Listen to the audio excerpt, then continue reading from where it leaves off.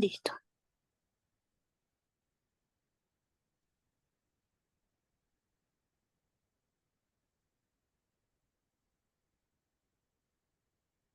¿Ya ves ahí? Sí, lo veo, doctor. Ya. Entonces vamos a hablar un poco de esta parte de generalidades del examen físico, de lo que todo médico práctico tiene que conocer.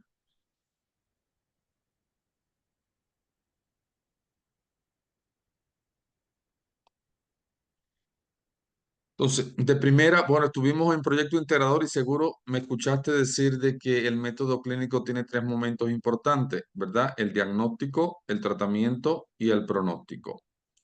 Y que el diagnóstico incluye cuatro puntos, que son los antecedentes que tiene mi paciente, lo que trae de atrás, el cuadro clínico, que son los síntomas que me está diciendo hoy que tiene, el examen físico, que son los signos que yo le encuentro al examen físico, y con estos tres elementos yo formo una hipótesis, un diagnóstico presuntivo, y a ellos yo le indico complementarios para confirmar mi diagnóstico definitivo. Recordarte que la anamnesis puede ser de dos tipos, remota y próxima. Y la anamnesis remota se refiere a los antecedentes precisamente, y la anamnesis próxima se refiere a la historia de la enfermedad actual, es decir, a todo lo que trae mi paciente ahora. Que Bueno, en estos dos momentos utilizamos el interrogatorio, ¿verdad? Porque cuando el paciente termina de comentarme todo lo que se siente, que yo lo escucho, y recuerda que tenemos que ser muy cuidadosos para escuchar al paciente, no apurarnos, dejar que él nos diga todo lo que se siente, incluso decirle alguna otra cosa. ¿Me quieres decir otra cosa de eso que me has comentado? Cuando ya la ha terminado, entonces yo comienzo con el interrogatorio.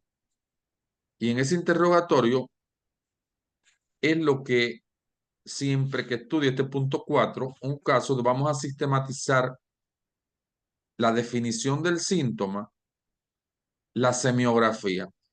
¿Qué significa semiografía? Y es lo que va en el interrogatorio, el Alicia Fredusa. Es decir, yo estoy obligado que si mi paciente me dice que tiene falta de aire en el motivo de consulta, yo estoy obligado a ver cuándo fue que apareció, si es una falta de aire inspiratoria o expiratoria, cuán intensa es esa falta de aire, si esa falta de aire se alivia con algo, desde cuándo la tiene, es primera vez que la tiene, cuánto le dura cada vez que está con falta de aire, cuánto le dura ese periodo, es por el día, es por la noche, de qué se acompaña la falta de aire. No siempre al síntoma le va a, a servir todo el recurso Alicia Fredusa, pero sí siempre yo como médico tengo que aplicarle la Alicia Fredusa a todo síntoma, es decir, al motivo de consulta. Al motivo de consulta lleva hasta tres síntomas, con las palabras que me dice el paciente, nunca con palabras técnicas. Y ese motivo de consulta, si son tres síntomas en el motivo de consulta, yo debo de aplicarle la Alicia Fredusa a los tres síntomas y ordenarlo en mi historia de la enfermedad actual de forma cronológica, para que esto sea bien ordenado y me pueda aportar al diagnóstico que estoy conformando. Nosotros vamos a estar viendo también este otro concepto, semiogénesis, que significa mecanismo de producción del síntoma, el porqué del porqué del por qué se produce el síntoma. Vamos a estar viendo la semiotecnia, que es la maniobra que voy a estar utilizando para explorar el signo al examen físico. Voy a estar uniendo signos y síntomas para formar síndrome, la síndromogénesis. Voy a estar seleccionando de esos síndromes cuál es el fundamental, cuál es el que responde al motivo de consulta, cuál es el que más signo y síntoma está englobando y cuál es el que más me puede complicar al paciente. De manera tal que yo me quede con un solo síndrome. Y ese síndrome yo voy a revisar en los libros que te voy a estar dando, voy a revisar 10 causas de ese síndrome. Ese es el semiodiagnóstico. Porque de esas 10 causas tiene que salirme el diagnóstico diferencial y tiene que salirme el diagnóstico presuntivo. Y hasta ahí estaríamos hablando de semiología. Es decir, la semiología engloba todos estos semios que te estoy hablando: semiografía, semiogénesis, semiodiagnóstico, semiotecnia, síndromogénesis. Esos 5 conceptos es lo que engloba la semiología y de los que vamos a estar trabajando en estas clases. A pesar de ello, sabemos que hay un tratamiento que es no farmacológico, un tratamiento farmacológico y que el pronóstico lo dividimos en bueno, grave, letal y reservado. Pero vuelvo y te repito, vamos a estar trabajando sobre todo hasta el diagnóstico hipotético que yo tengo, un diagnóstico presuntivo. Cuando tengas alguna duda, puedes interrumpirme sin problema ninguno. Está bien, doctor. Aquí te estoy dejando unos consejos que son muy prácticos, muy necesarios que todo médico sepa. No podemos ser demasiado listos, no podemos pensar que todo no lo sabemos y a la primera ya es eso lo que tiene mi paciente. Cuando estamos diagnosticando, no podemos pensar primero en lo infrecuente, en lo raro, para después estar pensando en lo frecuente. Si yo tengo un cuadro respiratorio, pienso primero en que es una gripe y después voy a estar pensando que es una tuberculosis, por ejemplo. Nunca estemos apurados con nuestros pacientes porque son vidas y por tanto no podemos tener apuro, tenemos que tener la calma suficiente como para entender el dolor que tiene esa persona. Nunca decaigas en el intento de llegar al diagnóstico de tu paciente, es decir, la semiología te da esa posibilidad de tú llegar al diagnóstico. Hoy los libros hablan de alrededor del 60 al 70% de los diagnósticos lo aporta la semiología, no lo aportan los complementarios, lo aporta esto que vamos a estar haciendo. No diagnostiques 2 enfermedades en un mismo paciente. A pesar de que después de los 60 años nuestros pacientes tienen 2, 3, 4 enfermedades porque aparece la pluripatología, cuando Ujú. vienen a nosotros a vernos, a consulta porque se sienten mal, vienen por una. El resto son comorbilidades asociadas. Ellos van a venir por un motivo de consulta y en ese es en el que nos vamos a enfocar nosotros. No estés En lo demasiado que, sí, no estés demasiado segura. Es decir, siempre deja un espacio para la duda y por eso es que aparecen los complementarios, porque ahí sí es cierto que nos tenemos que apoyar de los complementarios para terminar de conformar nuestro diagnóstico. No seas parcial ni tendencioso, que quiere decir de que ni te parcialices con el criterio de nadie o de alguien, ni te vayas por la primera tendencia de lo que se está hablando en relación con la enfermedad que estamos pensando. Y siempre es muy bueno escuchar el criterio, el trabajo en equipo, es decir, siempre que sea posible en pacientes que tengamos muchas dudas, que tengamos dificultades para el manejo del paciente, siempre es bueno irnos con 2 o 3 colegas para discutir el caso clínico. Y finalmente, no dudes en revisar el diagnóstico de un paciente cada vez que haya pasado cierto tiempo para, sobre todo las enfermedades crónicas, para saber de que no está complicando mi órgano diana, porque sabemos la hipertensión, la diabetes, el asma, las cardiopatías siempre comprometen órganos importantes de la economía. Por tanto, no nos quedemos a la primera con el diagnóstico de la primera vez, sino cada año cuando estemos reevaluando a nuestro paciente, revisar estas otras estructuras, estos otros órganos diana en busca de complicaciones a este nivel. Entonces quería compartirte esto para que lo tengas presente como médica futura y ya vamos a entrar en grano. Entonces, cuando en el examen físico de un paciente, yo estoy obligado a utilizar estas 4 maniobras: inspección, palpación, percusión y auscultación. Si bien no en todos los aparatos las puedo utilizar, pero sí en la mayoría de ellos. Es decir, en cardiovascular van, en respiratorio van, en renal van, en digestivo van. En el resto de los aparatos, no en endocrino incluso, cuando yo estoy examinando tiroides, van las 4 maniobras. Entonces, no siempre, pero sí tenerlas presentes de que si las podemos aplicar, bienísimo, porque cada una de ellas tiene un aporte al diagnóstico y no se me puede olvidar. Ahora, desde que mi paciente viene entrando a la consulta, yo le estoy mirando su cara y la fascia del paciente me da diagnóstico, es decir, me puede orientar hacia un diagnóstico determinado. Ahí te estoy poniendo algunos tipos de fascia y nosotros de mirarlo, cuando estoy viendo esta fascia, esta es la risa sardónica del paciente tetánico, es decir, del paciente que tiene tétano por las contracturas musculares que hay, los espasmos musculares, aparenta ujú. que el paciente se está riendo y no se está riendo, lo que tiene es un espasmo y una contractura muscular importante de los maceteros que le dan esa fascie característica de la fascie tetánica. El paciente neumónico, el paciente con una neumonía, una bronconeumonía, tiene una fascie típica de un paciente un poco séptico, de un paciente con un cambio de coloración entre cianosis, palidez, rubicundez en la fascie, que si está con disnea, más fácil también lo diagnostica. La fascia adenoidea es típica. Esta fascia es de los pacientes con adenoiditis crónica. Estos pacientes generalmente respiran por la boca y le dan un ángulo a la cara que es característico y tú dices, ¿será que desde chiquito tiene una adenoiditis aguda que después fue crónica con problemas respiratorios y te da la fascie adenoidea? La fascie dolorosa, típica del paciente con un dolor en determinado lugar, sobre todo la vamos a ver en el paciente con dolor abdominal agudo quirúrgico. Es decir, esa fase de paciente cuando llega a la consulta con las manos puestas sobre el abdomen, de defensa del abdomen y con una fase antálgica del dolor, entonces características también del paciente. La fase anginosa del paciente infartado de la angina de pecho, donde mira cómo se pone la mano completa en el pecho. Él no se va a señalar así. Él va a venir con la mano completa en el pecho y con una fase característica de un dolor que es bastante fuerte. La fase peritoneal, una fase de un paciente que se ve que ya lleva horas, días quizás enfermo, una fase de un paciente que está séptico, con una mirada brillante que me llama mucho la atención.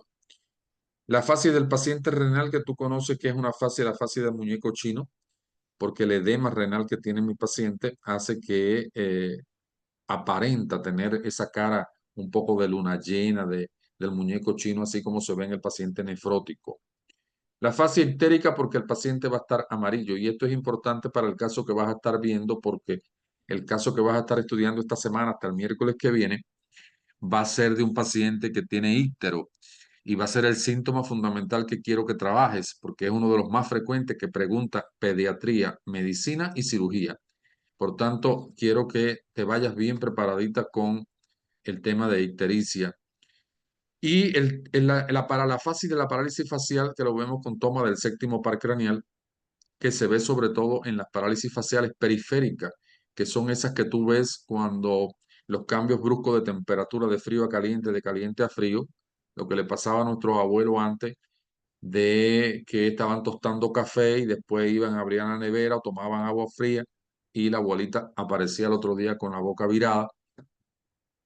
Esa es una parálisis facial periférica típica de lesión del séptimo par o la parálisis facial central típica de las enfermedades vasculocerebrales, Pero ¿verdad? pensé que eso no existía, pensé que era mentira, pensé que era mito, Ah, no, no es que un aún lo... mito, es una realidad. Se le llama parálisis, después lo revisas, parálisis facial a frigori, frigori. Entonces es una realidad. Aparece, todavía uno lo ve, lo que ya es muy poco frecuente, ya no es tan frecuente como cuando yo me gradué lo vi. Cuando yo me graduaba, me gradué hace 30 años, vi pacientes con parálisis facial a frigori por el cambio brusco de la temperatura. Entonces sí, eso sucede. Esto sería de forma muy general el aspecto que tú tienes que ver cuando tú ves a tu paciente, el aspecto relacionado con la fascia.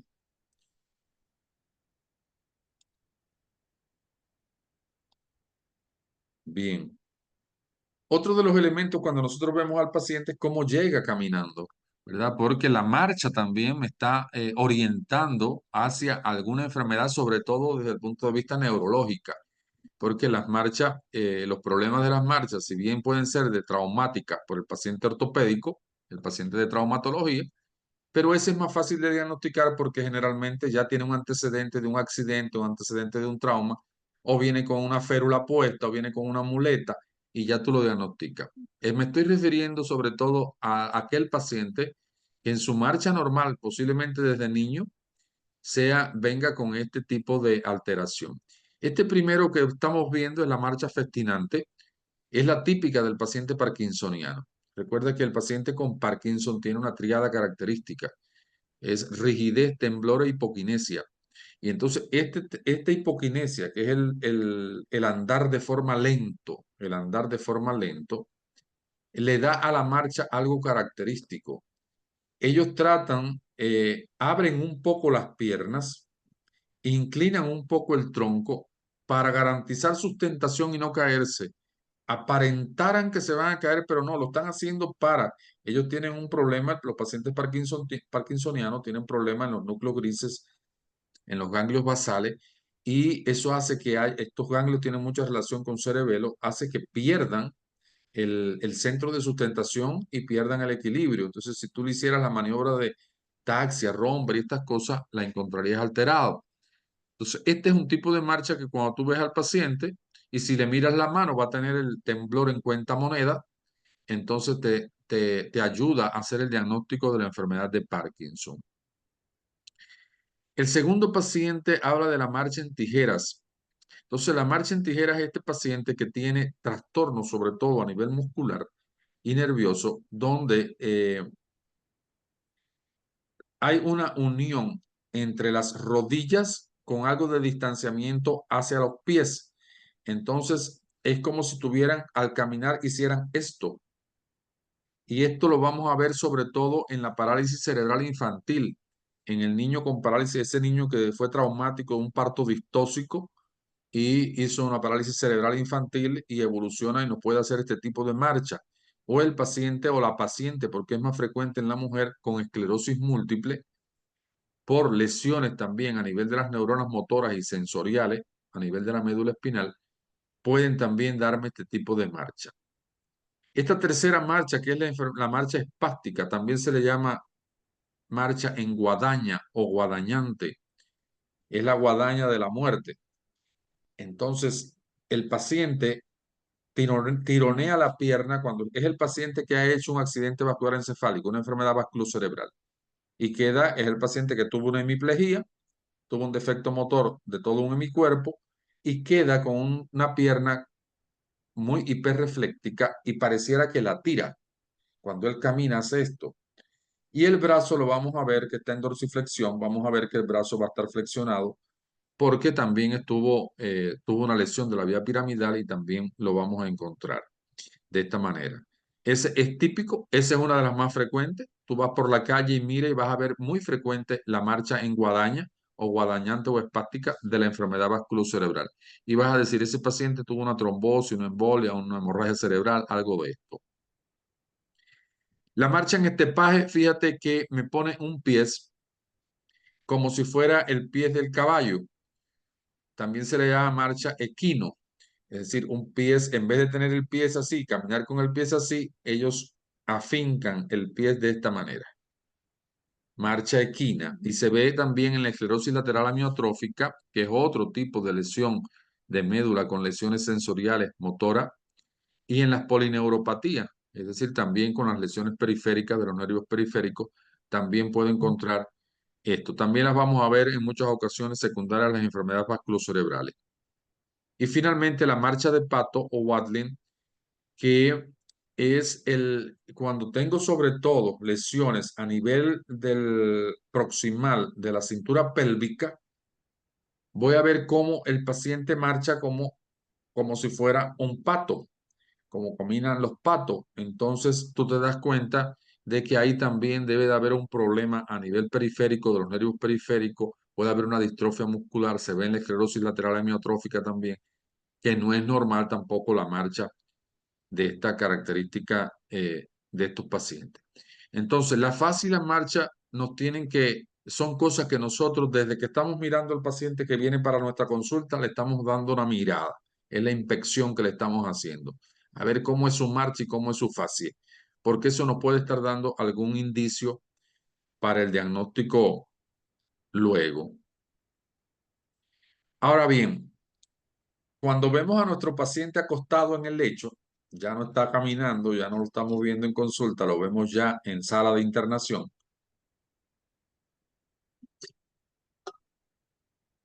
Vamos a ver que el paciente se le llama decúbito. Mi paciente está en decúbito y existen varios tipos de decúbito. Este es el decúbito activo indiferente y el decúbito forzado. Y el decúbito activo indiferente es el normal que nosotros comúnmente es como se quiere acostar el paciente, como él quiere estar en el lecho, por eso es que es indiferente. Y yo tengo el decúbito dorsal o supino cuando mi paciente está boca arriba, el decúbito ventral o prono cuando está boca abajo, el decúbito lateral derecho y el decúbito lateral izquierdo. Es decir, que de esa manera estoy hablando de los decúbitos de forma indiferente, aquellos decúbitos que son a voluntad del paciente. Ahora, en el lecho yo puedo tener actitudes especiales y que me hacen recordar enfermedades como por ejemplo el tétano que veíamos. Es decir, el opistótono, fíjate cómo el paciente se encorva de manera tal que cabeza y pies sobre el lecho, pero el resto del cuerpo está arqueado. Eso hablamos de opistótonos.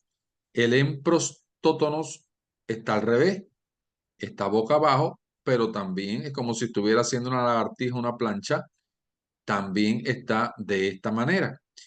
Y el pleurotótono está de costado, está lateralizado como en posición genupectural, como el niñito cuando está en el vientre materno, y también es otra actitud patológica de alguna enfermedad, nos traducen enfermedad. Esta, por ejemplo, yo podría estar pensando que está con un problema respiratorio y que se acuesta de esta manera para liberar un poco el pulmón derecho y ventilar mejor. Y estas dos actitudes no se me pueden olvidar nunca el tétanos. Tenemos algunas formas, posiciones que son forzadas y que los vamos a ver, sobre todo los vemos en los pacientes cardiópatas. La posición de ortopnea, donde el paciente busca una silla y se recuesta sobre la silla para liberar un poco la falta de aire que tiene y quiere descongestionarse un tanto. El signo del almohadón o posición del almohadón, donde él pone, no puede estar acostado en decúbito supino y entonces pone unos almohadones y de esa manera él alivia un poco la falta de aire que está teniendo. Y la plegaria maometana, que se pone en esta posición un tanto boca abajo, que no llega a ser un prostótono, pero sí se pone en esta posición un tanto para liberar. Fíjate que en esta posición el pericardio baja. Si tuviese algún problema cardiovascular, quizás se sintiera un poco más cómoda la paciente en esta posición. Entonces, siempre que vemos estas posiciones, nos tienen que llamar mucho la atención, sobre todo de la esfera cardiorrespiratoria. Pasamos a piel. Es otro de los, en la parte del examen físico general, otro de los lugares que nosotros, este es un órgano, es el segundo órgano en importancia, en tamaño, después del endotelio vascular. Por tanto, la piel nos dice mucho. Y hay cuatro cosas que nunca nos vamos a olvidar, que son la palidez, la rubicundez, la cianosis y el íctero. Son las cuatro cosas importantes del examen físico de piel. Por supuesto que cuando lo primero que yo hago de forma automática en una consulta, cuando se siente el paciente y ya yo termino de escucharlo y le hago el interrogatorio, lo primero que hago es hacerle esto, mirarle las mucosas, a ver si están pálidas, porque a mí me interesa mucho ese signo, porque la anemia ya me está hablando de cosas crónicas, de cosas groseras. Es decir, no tiene por qué ningún paciente tiene por qué tener una palidez cutánea mucosa si hay una integridad del sistema eritropoyético y tengo una concentración de hemoglobina normal. Por tanto, mirar la piel buscando anemia es importantísimo, buscando esa palidez.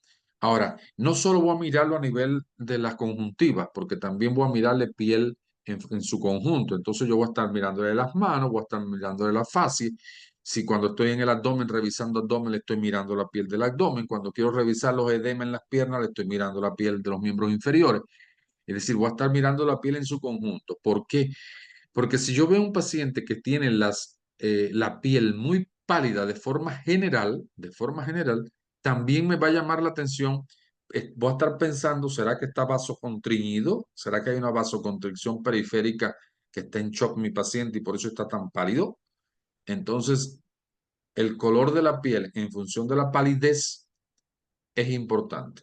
Y las dos cosas que yo quiero que no se te olviden nunca es, la voy a mirarla la piel y las mucosas en función de anemia y en función de vasoconstricción del paciente grave crítico, de un paciente que está hipoperfundido. El otro elemento de piel está en relación con rubicundez. Entonces, la rubicundez es todo lo contrario, está muy coloradito mi paciente. Y cuando yo veo que mi paciente está rubicundo, lo primero que me viene a la mente es cuál será la concentración de hemoglobina y de hematocrito que tiene mi paciente. ¿Por qué está tan rojo? ¿Por qué está tan rubicundo? Entonces, cuando yo le hago a este paciente una hemoglobina, un hematocrito, tiene 17, tiene 18. Entonces yo digo, ahí está la causa. Y ahí viene la segunda pregunta, ¿y por qué? Entonces, ¿por qué hay un sistema eritropoyético tan activo, produciendo tantos glóbulos rojos? Porque lo que nos da ese color rosado es precisamente la hematía. Entonces, ahí voy a buscar en primer lugar causas de hipoxia. Porque cuando hay hipoxia, cuando hay hipoxemia, ese es el estímulo fundamental para estimular la eritropoyesis, para que haya bastante eritropoyetina por el riñón y estimulando la eritropoyesis constantemente y produciendo glóbulos rojos. Por eso es que los pacientes que viven en las alturas son bien coloraditos y tienen una hemoglobina alta. Por eso es que el fumador se jacta de que tiene 17 de hemoglobina. Si yo tengo una hemoglobina en 17, claro, si tienes una hipoxia importantísima por el tabaquismo y el riñón está liberando eritropoyetina suficiente para que tu médula produzca bastante hematía, bastante hemoglobina para que transporte un poco más de oxígeno porque lo estás necesitando. Entonces, rubicundez siempre lo vamos a relacionar con hipoxia y vamos a buscarle etiología. Cianosis. Cuando yo digo que mi paciente tiene cianosis, cuando del total de hemoglobina, más de 5 gramos están desaturadas de oxígeno. Es decir, es una hemoglobina que no carga el oxígeno de forma normal. Entonces mi paciente también va a estar hipoxémico. Y entonces cuando yo tengo un paciente con esa coloración azulada de piel y mucosa, yo me voy a preguntar dos cosas. ¿Será que hay un problema central de corazón, pulmón, cerebro? ¿O es un problema periférico de una insuficiencia arterial o venosa periférica? Porque no es lo mismo. No es lo mismo tener una cardiopatía congénita que me esté dando cianosis de forma generalizada a darme a un paciente que tenga varices y que esté con una insuficiencia venosa periférica y que haya un tanto de cianosis distal. No es lo mismo la conducta entre uno y otro paciente. Por tanto, ante un paciente con cianosis, lo primero es diagnosticar que realmente hay cianosis con esa coloración azulada violácea de la piel y lo segundo es buscar la etiología. Plantearnos si es una cianosis central o una cianosis periférica y buscar la causa. Y por último, el paciente con íctero. Es el paciente que vas a estar trabajando en esta semana para comentarnos la semana que viene. Y cuando yo tengo un paciente con íctero, enseguida me viene a la mente el metabolismo de la bilirrubina, ¿verdad? Entonces, recordando que la bilirrubina deriva del grupo hemo, de la hemoglobina, cuando el hematíes envejece y no, en vez de durar 120 días, se rompe antes de los 120 días, hay una lisis de la hematía y una hemólisis.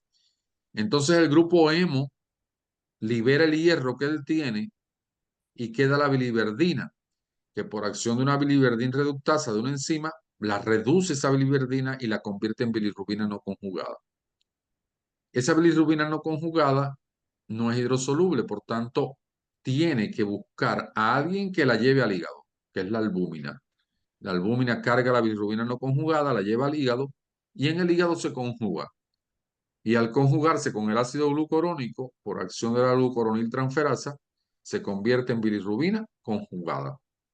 Hay un videito en mi canal, Tainara, que vas a entrar al canal, te vas a suscribir para que te lleguen todos los videos que hacemos todos los días. Y hay uno que habla del metabolismo de la bilirrubina, de esto que te estoy hablando. Entonces, la bilirrubina no conjugada se conjuga con el ácido glucurónico por acción de una enzima y se forma bilirrubina conjugada. Ya eso ocurre dentro del sinusoide hepático. y rápidamente tiene que salir a los conductos biliares intrahepáticos, que son 4 conducticos bien chiquiticos, canaliculares, conductulares, sectales y colangiolares, que forman el conducto hepático derecho e izquierdo, y estos dos el hepático común. El hepático común viene con el cístico a la vesícula, la colecistoquinina actúa sobre la vesícula se contrae y saca todo las sales biliares el contenido de las bilis, sales biliares, no, el contenido de las bilis sale a través del cístico, entra colédoco, se junta con el conducto pancreático principal y salen a la segunda porción del duodeno. Y ya a nivel duodenal hay una acción de las bacterias sobre ella y se convierte el esterco bilinógeno para teñir las heces de amarillo. Y otra parte reabsorbida que va por el riñón, va al hígado y luego el riñón para ser formado el urobilinógeno y teñir la orina un tanto de amarillo también. Entonces, ese sería el metabolismo de la bilirrubina. Y es importante porque te he hablado de 3 momentos: una fase prehepática, una fase hepática y una fase poshepática. Y cuando yo tengo mi paciente que tiene un íctero, que yo estoy estudiándolo y le miro, y el íctero es un íctero amarillo limón, es decir, ni es amarillo amarillo, sino como el limón cuando se está madurando, que no es ni verde ni muy amarillo. Ese íctero, cuando yo tengo ese tipo de íctero que estoy mirándolo, yo digo, esto es un íctero prehepático, es decir, es un íctero que está produciéndose por hemólisis, es un íctero que está ocurriendo el problema en la sangre y generalmente se acompaña de íctero, anemia y esplenomegalia. Y le llamamos a este íctero flavínico. Ahora, cuando yo tengo un íctero que es tendiente a ser rojizo, entonces ya ese se le llama íctero rubínico y estoy pensando en un íctero hepatocelular, es decir, un íctero propio a nivel hepático de las enfermedades hepáticas. Y cuando yo tengo un íctero que es de aspecto verdínico, que ya es verdoso, se le llama íctero verdínico, estoy pensando en los ícteros obstructivos, es decir, cuando hay daño a nivel de los conductos biliares intra y extrahepático. De manera tal que de esa manera tú vas a caracterizar el íctero que va a tener tu paciente y de acuerdo al diagnóstico que tú te vas a plantear, tú vas a decir, bueno, yo creo que el íctero de mi paciente es un íctero verdínico porque guarda relación con esto, esto y esto. Estos serían algunos elementos que a mi modo de ver son los fundamentales, las 4 alteraciones fundamentales que yo como médico tengo que saber cuando estoy evaluando piel. Pelos. El pelo va a depender mucho del paciente, del tipo de paciente que estemos viendo. Y cuando yo estoy evaluando pelo, lo voy a estar evaluando el cabello, claro, por supuesto. Estoy evaluando las cejas, estoy evaluando las pestañas, estoy evaluando la barba, estoy evaluando el bigote del paciente, estoy evaluando el pelo axilar púbico, ¿verdad? Voy a estar evaluando todo el pelo, porque hay enfermedades, por ejemplo, cuando yo estoy mirando una caída de la cola de las cejas, estoy pensando en sífilis, ¿verdad? Estoy pensando en que hay una alopecia. Cuando yo estoy viendo una alopecia localizada en cuero cabelludo, digo, ¿será que hay algún problema psicológico, psiquiátrico que está dándole este tipo de alopecia a mi paciente? Entonces, las características del cuello, del pelo, eh, en los distintos lugares, yo debo de evaluarlo. Ahora, cuando estoy evaluando el pelo a la inspección y a la palpación, yo voy a ver la cantidad de pelo. Luego vemos paciente, el paciente desnutrido tiene un pelo fino, quebradizo, con un color bien marrón, con caída del pelo. Entonces yo digo, este paciente puede ser un paciente desnutrido. Entonces yo voy a ver la cantidad de pelo, la distribución del pelo, el lugar de implantación. No es lo mismo que tenga una implantación normal a que ya la implantación sea, eh, no sea donde debe de ser. El color del pelo, el aspecto del pelo, la humedad del pelo, la resistencia del pelo. Es decir, son elementos que nos permiten a nosotros, cuando encontramos alguna alteración en los mismos, ir a buscar enfermedades sistémicas, ir a buscar alguna enfermedad que esté eh, llevando a consecuencias a este nivel.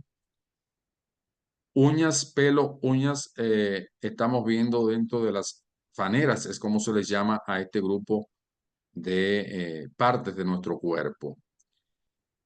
Las uñas, dice que es una placa córnea del dorso de la falange de los dedos, es la parte esta distal de la falange de los dedos y que se forma por la queratinización de la piel.